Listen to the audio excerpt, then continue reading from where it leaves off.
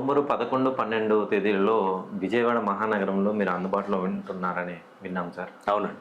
So, ఆ విజయవాడ ఇంద్రకీలాద్రి అమ్మవారి సాక్షిగా మీరు కష్టాలలో ఉన్న వాళ్ళకి ఖచ్చితంగా వాళ్ళ కష్టాలను తొలగించే విధంగా ఒక శాశ్వత పరిష్కారం వాళ్ళకి ఇస్తాను. చెప్తారా సార్? 100%.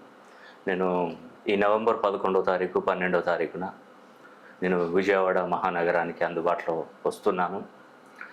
మీకు ఏదైనా కష్టాలు ఉంటే తప్పకుండా నేను తీరుస్తానండి. ఆ నమ్మకం నా మీద పెట్టుకోండి. ఓకే.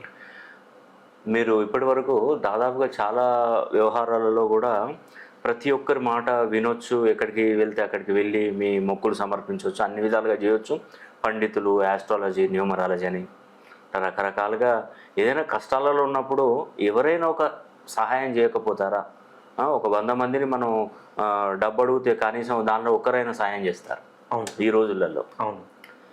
కాబట్టి ఏదైనా ఒక చోట మనకి ఏదైనా దొరకకపోదా అనే ఆలోచనలో ఉంటారు.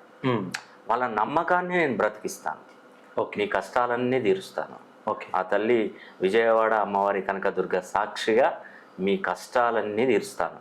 మీకు మంచి జరిగే విధంగా నేను చేస్తాను. ఓకే. ఆ బరువు బాధ్యతలు నేను తీసుకుంటాను. నేను ఖచ్చితంగా మీ జీవితంలో ఇప్పుడు ఎన్ని కష్టాలలో, ఇప్పుడు ఆరోగ్య సమస్యలు అయితే ఏంటి, పిల్లలు చదువుకున్నటువంటి పిల్లలకి ఉద్యోగాలు దొరకకుండా ఇబ్బంది పడుతున్న వాళ్ళు అయితే ఏంటి, వివాహాలు ఆలస్యమవుతున్న వారు, తర్వాత వ్యాపారాలలో విపరీతమైనటువంటి నష్టాలతో ఇబ్బంది పడుతున్నటువంటి వారికి ఒక మార్గాన్ని అయితే నేను అన్వేషించి మీకు ఇస్తాను. నమ్మకంతో రండి, విజయాన్ని తీసుకెళ్ళండి.